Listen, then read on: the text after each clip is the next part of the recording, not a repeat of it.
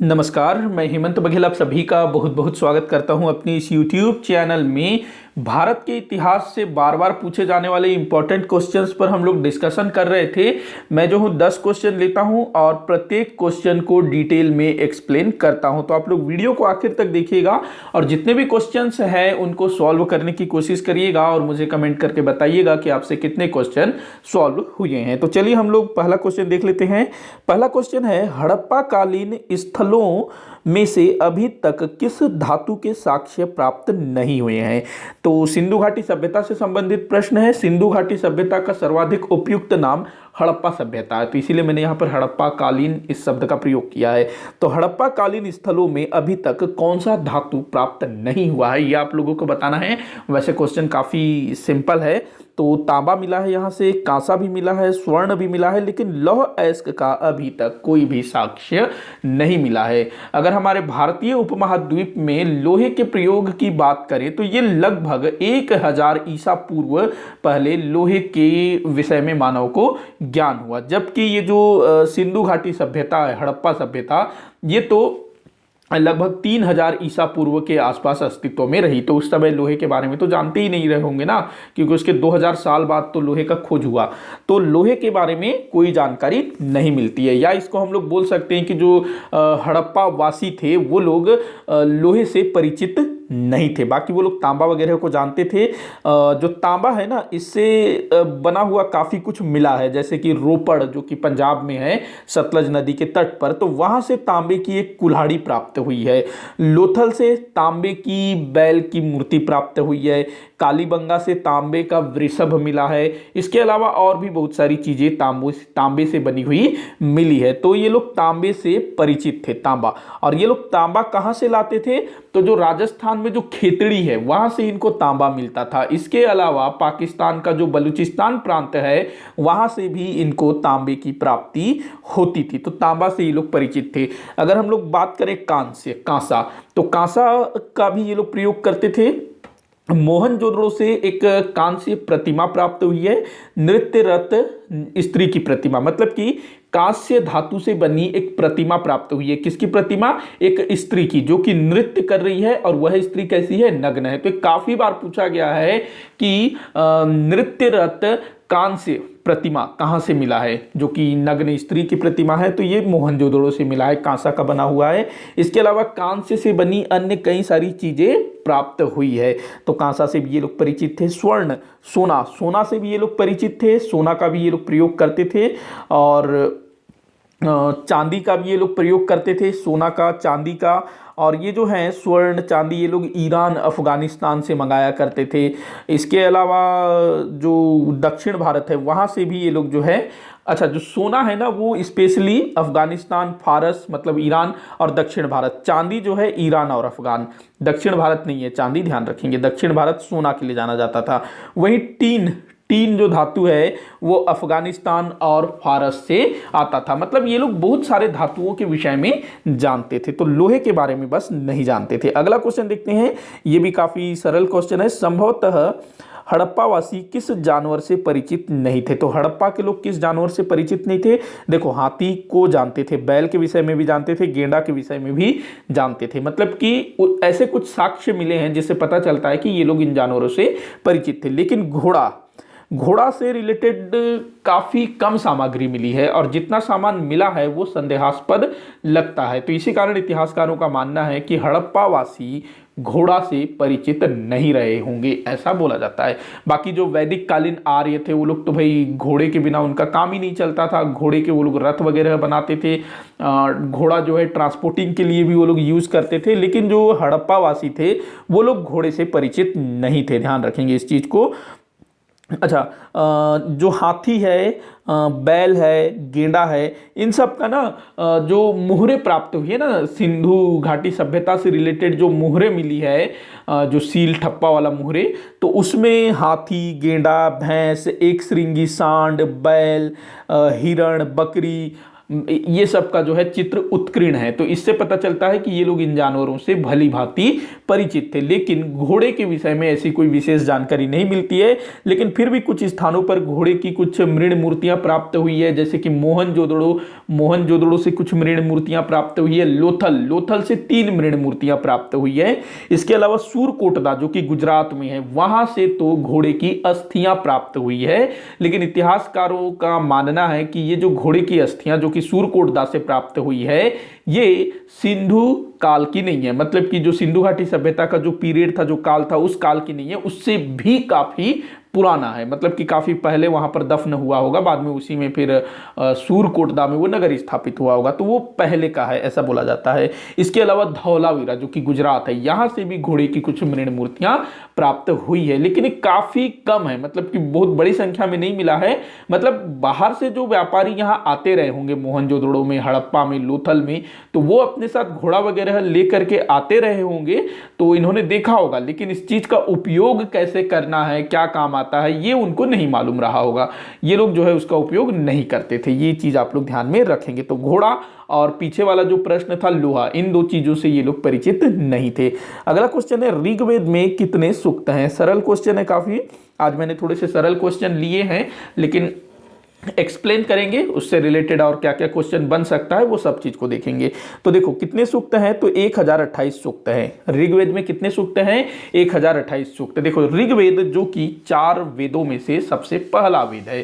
4 वेद है ना, वेद हम पढ़ते हैं, वेद 4 वेद हैं। ऋग्वेद, उसके बाद दूसरे नंबर में सामवेद, तीसरे नंबर में यजुर्वेद, चौथे नंबर में अथर्ववेद। और जो ऋग्वेद है वो सबसे प्राचीन वेद है, साथ ही साथ दुनिया के प्राचीनतम ग्रंथों में से एक माना जाता है ऋग्वेद को। और ऋग्वेद का रचना काल क्या है, तो 1500 ईसा पूर्व से 1000 ईसा पूर्व के मध्य इसको लिखा गया था, ऐसा बोला जाता है। और इसका जो रचना स्थल है वो है सप्त सैंधव प्रदेश। मतलब कि जहां पर सिंधु और उसकी सहायक नदियां प्रवाहित होती है, उसको सप्त सैंधव क्षेत्र बोला जाता है ना, तो वहां इसकी रचना हुई है।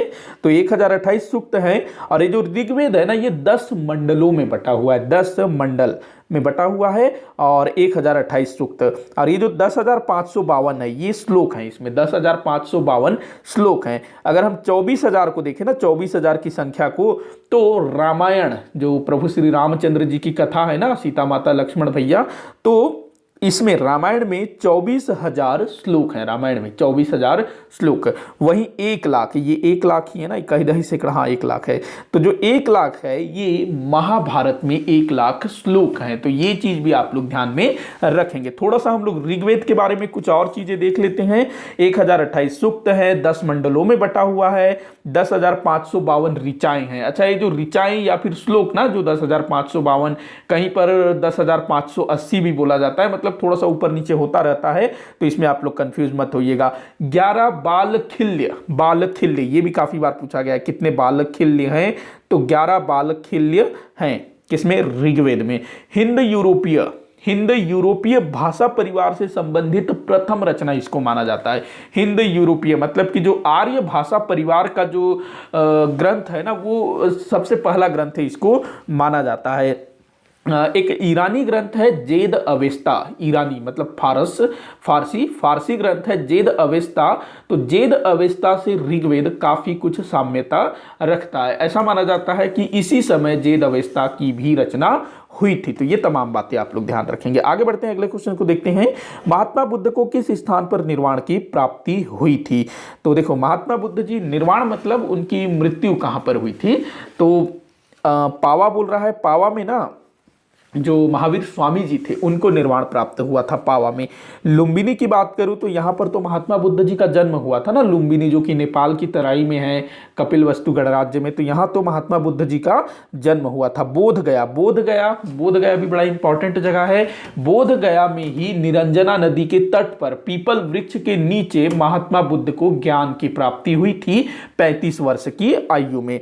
बच गया कुशीनारा जो कि मल्ल महाजनपद के अंतर्गत आता था। इसी कुशीनारा में महात्मा बुद्ध जी को 483 ईसा पूर्व में महापरिनिर्वाण प्राप्त हुआ, मतलब कि इस स्थान पर इनकी मृत्यु हुई। देखो जो पावा है यहाँ पर महावीर स्वामी जी को निर्वाण प्राप्त हुआ, और ये पावा और कुशीनारा दोनों मल्ल महाजनपद के अंतर्गत आते थे। हमारे यहाँ 6ठी शताब्दी ईसा पूर्व में 16 महाजनपद हुआ करते थे ना, उन्हीं में से एक महाजनपद था मल्ल महाजनपद, और मल्ल महाजनपद के अंतर्गत 2 गणराज्य थे, एक था पावा और दूसरा था कुशीनारा। तो ये भी आप लोग ध्यान रखेंगे कि दोनों को मल्ल महाजनपद में निर्वाण की प्राप्ति हुई। इनके जन्म की अगर मैं बात करूं तो लुम्बिनी, जो कि कपिलवस्तु नेपाल की तराई में है, 563 ईसा पूर्व में इनका जन्म हुआ था, बैसाख पूर्णिमा के दिन। और निर्वाण कब प्राप्त हुआ? 483 ईसा पूर्व में, कुशीनारा मल्ल में। इनका मूल नाम था सिद्धार्थ, बचपन में इनका नाम सिद्धार्थ था, या मूल नाम इनका सिद्धार्थ था। इनके पिता का नाम था सुधोधन। क्या नाम था? सुधोधन, जो कि शाक्यगढ़ के प्रमुख थे। कपिलवस्तु एक गणराज्य था और इनका जो कुल था शाक्य। इनकी माता का नाम था महामाया, और जो माता महामाया थी, गौतम बुद्ध अर्थात सिद्धार्थ को जन्म देने के कुछ ही दिनों पश्चात उनकी मृत्यु हो जाती है। तो ऐसे में महात्मा बुद्ध, मतलब कि जो बालक सिद्धार्थ हैं, उनका लालन पालन इनकी मौसी, मतलब कि जो महामाया की जो छोटी बहन थी, जिनका नाम था महाप्रजापति गौतमी, इन्होंने महात्मा बुद्ध जी का लालन पालन किया। 16 वर्ष की आयु में महात्मा बुद्ध जी का विवाह हो जाता है यशोधरा नामक कन्या से, और एक पुत्र का जन्म होता है जिसका नाम राहुल रखा जाता है। 29 वर्ष की आयु में, कितने वर्ष की आयु में? 29 वर्ष की आयु में ये गृह त्याग देते हैं, अपना घर छोड़ देते हैं और फिर तपस्या करने लग जाते हैं, साधना करने लग जाते हैं। और 6 वर्ष की कठोर साधना के पश्चात 35 वर्ष की आयु में इनको बोध गया नामक स्थान पर इनको ज्ञान की प्राप्ति होती है। तो ये तमाम चीजें आप लोग ध्यान रखेंगे। जो निरंजना नदी है ना, जिसके तट पर पीपल वृक्ष के नीचे इनको ज्ञान की प्राप्ति हुई, निरंजना नदी फल्गु नदी के नाम से अब जानी जाती है। तो ये सारी चीजें आप लोग ध्यान रखेंगे। आगे बढ़ते हैं, अगला क्वेश्चन देखते हैं। निम्नलिखित में से कौन सा एक स्थल कभी भी मगध साम्राज्य की राजधानी नहीं थी? तो ये क्वेश्चन भी काफी बार घुमा फिरा करके अलग अलग तरीके से पूछा जाता है। तो मगध साम्राज्य जिसकी स्थापना की थी किसने? बिंबिसार ने, जो कि हर्यक वंश का शासक था, और बाद में उसको उसके बेटे अजातशत्रु ने मार दिया, अजातशत्रु को उसके बेटे उदयन ने मार दिया। तो पितृहंता वंश बोला जाता है ना हर्यक वंश को। तो बिंबिसार ने मगध साम्राज्य की नींव रखी थी। तो मगध की अलग अलग समय में अलग अलग स्थान राजधानी रही है, तो कौन सा स्थान नहीं था? देखो गिरिव्रज, ये ना अपना जो हर्यक वंश का जो संस्थापक था बिंबिसार, उसके समय में गिरिव्रज राजधानी हुआ करती थी। और गिरिव्रज के संदर्भ में कहा जाता है कि इसकी स्थापना जरासंघ ने की थी। जरासंघ वही व्यक्ति है जो महाभारत और श्री कृष्ण लीला में जो बिहार का शासक था मगध क्षेत्र का, तो वही जरासंघ, उसी ने गिरिव्रज की स्थापना की थी, ऐसा बोला जाता है। तो बिंबिसार के टाइम पर ये राजधानी थी। उसके बाद राजगृह नगर की स्थापना की थी बिंबिसार ने, और बिंबिसार के बेटे अजातशत्रु ने राजगृह को राजधानी बनाया। देखो गिरिव्रज ये किसके समय में राजधानी थी? बिंबिसार के समय में। राजगृह ये अजातशत्रु के समय में राजधानी बनी, और राजगृह नगर की स्थापना किसने की थी? बिंबिसार ने। उसके बाद वैशाली, ये जो वैशाली है, ये शिशुनाग वंश के संस्थापक शिशुनाग था। तो शिशुनाग के समय में वैशाली मगध की राजधानी थी। ये जो कौशांबी है ना, ये मगध की राजधानी नहीं थी। कौशांबी जो है वत्स महाजनपद की राजधानी थी। वत्स एक महाजनपद हुआ करता था, तो उसकी राजधानी थी कौशांबी, वत्स महाजनपद की। और यहाँ का एक शासक हुआ करता था उदयन। तो एक तो उदयन था जो हर्यक वंश का शासक, वो अलग है, और वत्स का शासक उदयन वो अलग है, जो कि कौशांबी उसकी राजधानी थी। अच्छा, इन तीनों स्थलों के अलावा गिरिव्रज, राजगृह और वैशाली के अलावा एक और स्थान मगध की राजधानी हुआ करती थी, जो कि बड़ा फेमस है, और वह स्थान कौन सा है? पाटलिपुत्र। पाटलिपुत्र जिसकी स्थापना हर्यक वंश के तीसरे शासक उदयन द्वारा की गई थी गंगा नदी के तट पर, और उदयन उसको अपनी राजधानी, उदयन जो है उसको अपनी राजधानी बना लेता है। लेकिन हर्यक वंश के पतन के बाद जो शिशुनाग है वो जो है राजधानी पाटलिपुत्र से वैशाली ले आता है, और बाद में शिशुनाग का जो उत्तराधिकारी होता है कालाशोक, वो फिर क्या करता है? अपने समय में राजधानी फिर से वैशाली के स्थान पर पाटलिपुत्र को बना लेता है, और कालाशोक के समय में ही पाटलिपुत्र मगध की स्थायी राजधानी बन जाती है। उसके बाद फिर जब नंद शासक आते हैं ना, महापद्म नंद, घनानंद, उसके बाद फिर मौर्य आते हैं, तब भी पाटलिपुत्र ही मगध की राजधानी थी। इसके बाद जो शुंग शासक होते हैं ना, वो लोग भी पाटलिपुत्र से ही शासन करते हैं। तो पाटलिपुत्र काफी लंबे समय तक मगध की राजधानी थी। और पाटलिपुत्र के अलावा गिरिव्रज, राजगृह और वैशाली, ये भी जो है मगध की राजधानी थी। तो ध्यान रखेंगे, पूछा गया है ये चीज। अगला क्वेश्चन है, अमीर खुसरो क्या थे? मतलब क्या थे भाई अमीर खुसरो? इंसान थे, मानव थे? मतलब चीजें दिया हुआ है, क्या वो कवि थे कि संगीतकार थे कि इतिहासकार थे? देखो वो बहुत कुछ थे, कवि भी थे, इतिहासकार भी थे, संगीतकार कवि थे, संगीतकार थे, इतिहासकार थे, गायक थे, कहानी भी लिखते थे, कथा भी लिखते थे, मतलब बहुत सारा चीज ये करते थे अमीर खुसरो। और अमीर खुसरो के संबंध में कहा जाता है कि उन्होंने 3 राजवंश का काल देखा था। गुलाम वंश में अपना गयासुद्दीन बलबन से लेकर के खिलजी शासकों का काल देखा पूरा। उसके बाद तुगलक वंश के जो पहले शासक थे गयासुद्दीन तुगलक, थोड़ा सा उन्होंने मोहम्मद बिन तुगलक का काल भी देखा। तो काफी कुछ देखा। अच्छा, इस क्वेश्चन का आंसर क्या होगा? तो उपरोक्त सभी, मतलब वो सब कुछ थे, कवि थे, संगीतकार थे, इतिहासकार थे, मतलब इतिहास से रिलेटेड काफी कुछ उन्होंने लिखा। और अलाउद्दीन खिलजी के समय में ये उनके दरबार में रहा करते थे। तो ये सारी चीज़ें आप लोग इनके संबंध में याद रखेंगे। अच्छा, ये फारसी भाषा पर इनकी काफ़ी अच्छी पकड़ थी, फारसी भाषा। इसके अलावा ये हिंदवी जो कि बाद में हिंदी में कन्वर्ट हो गया। मतलब आज जो हम लोग हिंदी बोलते हैं ना, उसको पहले हिंदवी बोला जाता था। हालांकि वो आज जैसा नहीं था, लेकिन थोड़ा आज जैसे हम हिंदी बोलते हैं उससे शुरुआती चीज़ था।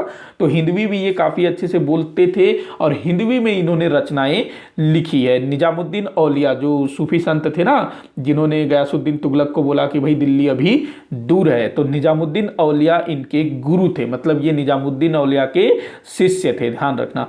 उसके बाद क्या याद रखेंगे? सितार। देखो जो सितार है ना, सितार का आविष्कार अमीर खुसरो द्वारा किया गया। ईरानी तंबूरा और भारतीय वीणा, इन दोनों को मिलाकर के, तंबूरा और वीणा, तंबूरा ईरान का है और वीणा जो है भारत का है। वीणा जो कि माँ सरस्वती द्वारा, माँ सरस्वती का सबसे प्रिय वाद्य यंत्र है और भारत का सबसे प्राचीनतम वाद्य यंत्र माना जाता है वीणा को। तो तंबूरा और वीणा को मिलाकर के सितार का आविष्कार किया किसने? अमीर खुसरो ने।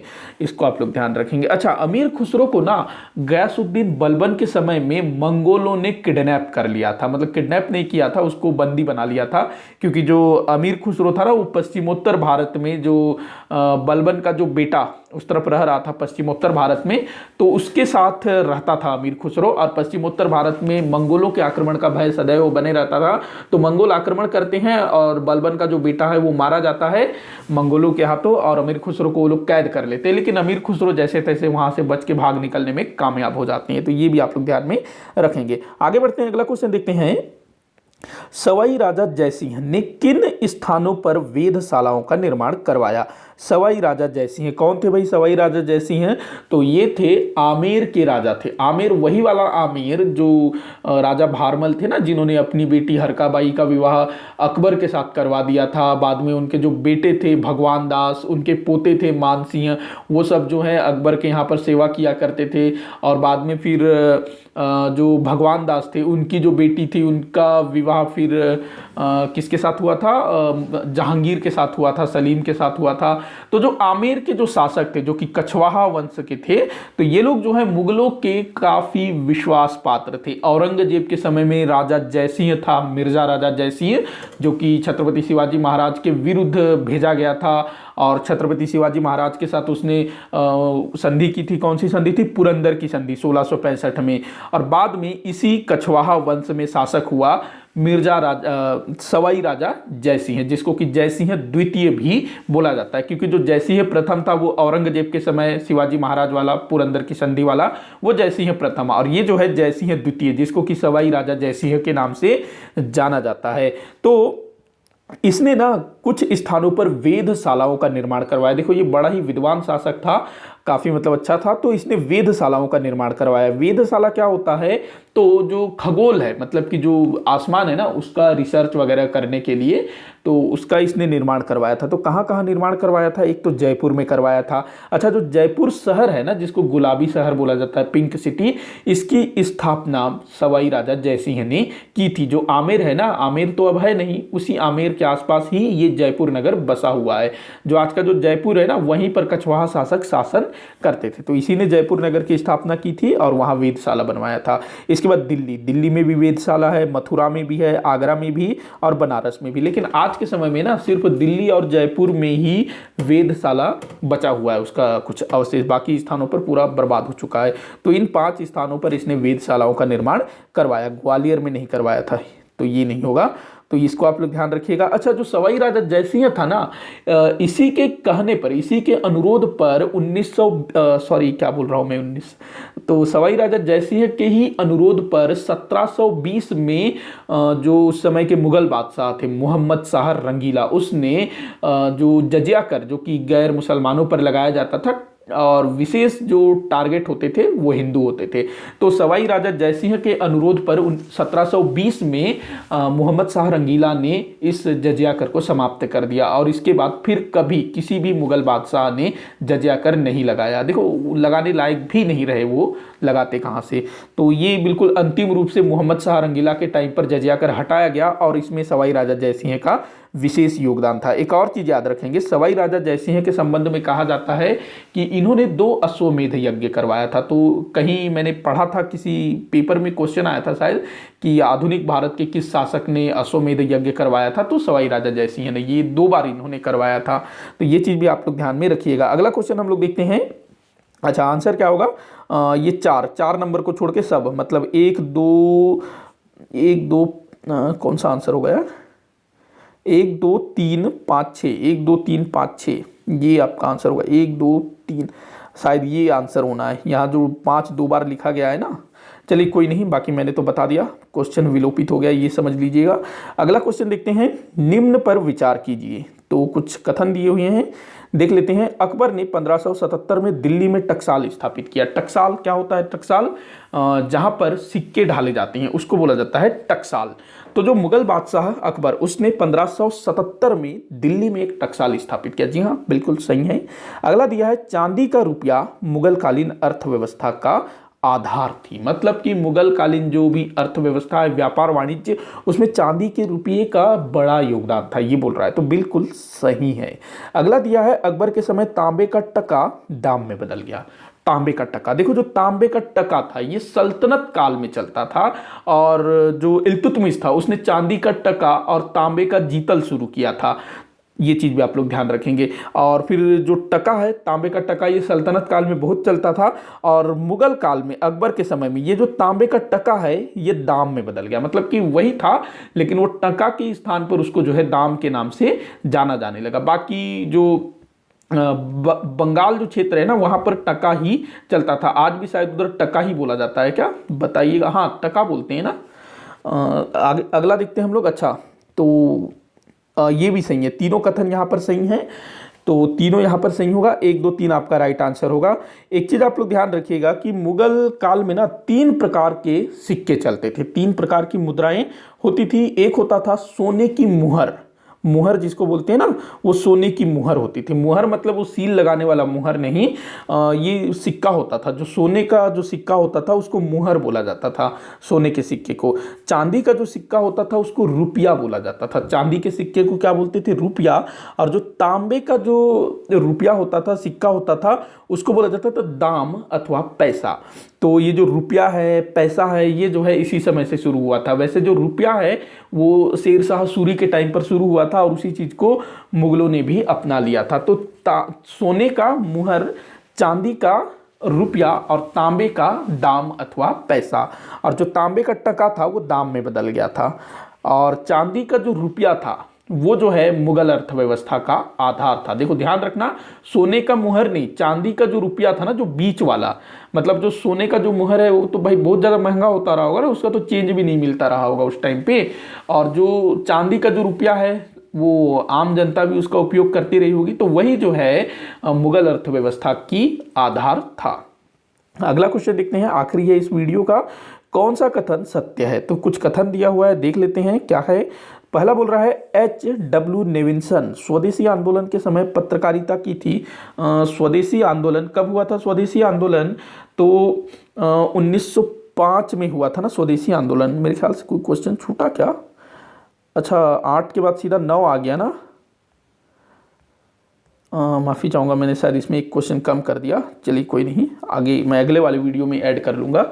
तो H.W. नेविल्सन इसने स्वदेशी आंदोलन के समय में पत्रकारिता की थी, मतलब रिपोर्टिंग की थी। स्वदेशी आंदोलन जो कि 1905 में हुआ था, बंग भंग के कारण। क्यों हुआ था? बंगाल का विभाजन कर दिया था ना लॉर्ड कर्जन ने, तो उस समय भारत में स्वदेशी आंदोलन हुई। जो भी विदेशी कपड़े थे उसका बहिष्कार किया गया, विदेशी वस्त्रों का होली जलाया गया, हड़ताल किया गया, रैली जुलूस निकाले गए, काफ़ी कुछ हुआ उस समय।